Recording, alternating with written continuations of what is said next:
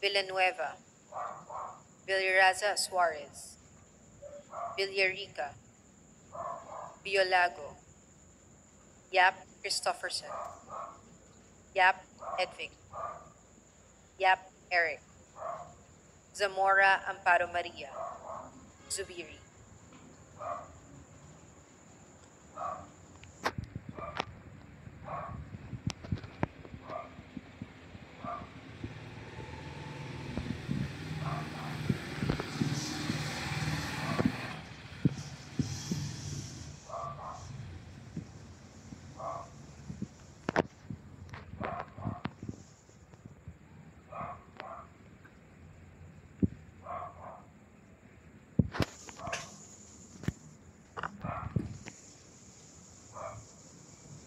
With 153 members voting in the affirmative, 4 in the negative, and 1 abstention, House Bill number 11287 is hereby approved on third and final reading.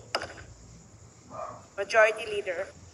Madam Speaker, I move that we recognize the Honorable Raul Manuel to explain his vote. The Honorable Raul Manuel is recognized. Salamat, Madam Speaker. Bumoboto ang representasyon ng kabataan ng no sa House Bill 11287 na naglalayong pahabain ang termino ng future and incumbent barangay and SK officials mula 3 taon patungong 6 na taon.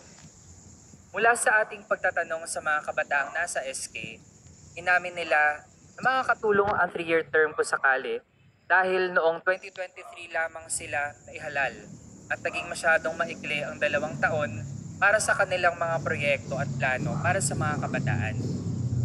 Subalit hindi naman nila ito kasalanan. Kasalanan ito ng sunod-sunod na pagkakaantala ng barangay and SK elections.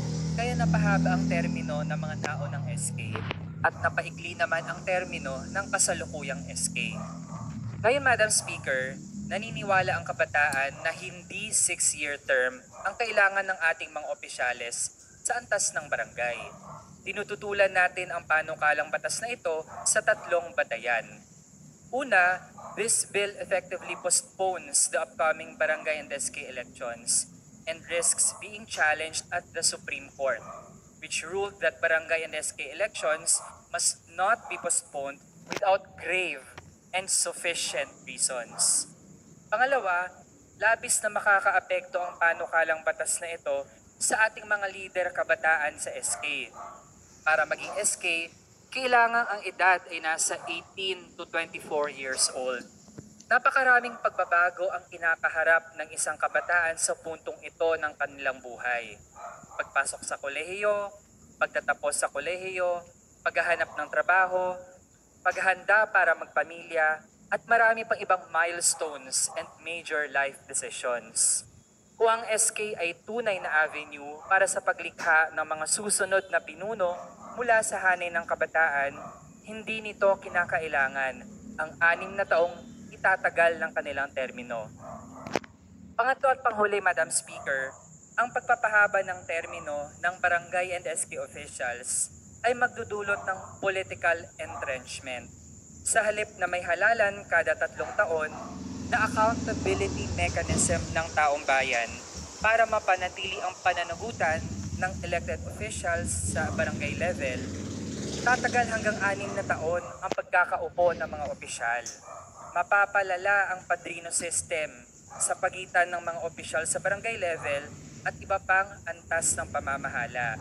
Dahil tatagal na ang termino ng barangay and SK officials, papaigtingin ang tradisyonal na politika at ang pagpapaupo ng mga traditional politicians ng kanilang mga tauhan sa barangay para tumagal ang kapit nila sa ganong local level of governance.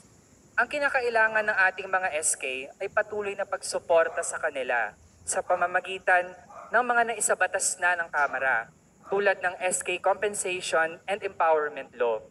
Dagdag pa, kailangang ipatupad ang SK Trainings and Leadership Seminars na dati ay pinabayaan ng National Youth Commission sa ilalim ng dating chairperson nito. Ito po ang mga kailangan natin at hindi ang 6-year term. With that, Madam Speaker, once again, we vote no to House Bill 11287. Maraming salamat. you. Majority Leader. Madam Speaker, I move that we direct the Secretary General to immediately transmit to the Senate House Bill number 11287, which was just approved on third reading. So move, Madam Speaker. There's a motion. Is there any objection? Chair hears none. The motion is approved. Majority Leader. Madam Speaker, I move to designate the following members to the Conference Committee in the disagreeing provisions of House Bill number 11287 and Senate Bill number 2816, fixing the term of office of barangay and sangguniang kabataan officials and changing the term of office from 3 years to 6 years. Representative Manuel Sagarbaria, Representative Aurelio Dong Gonzalez Jr., Representative Arnan Panaligan, Representative Maria Victoria Copilar, Representative Faustino Ino Arcegadi V, Representative Ricardo S. Cruz Jr., Representative Jefferson F. Ponghun, and Representative J.C. Abalos. There is a motion to designate the aforementioned members to the said conference committee. Is there any objection? The chair hears none. The motion is approved. Majority Leader. Madam Speaker, I move that we suspend session for a few minutes. Session suspended.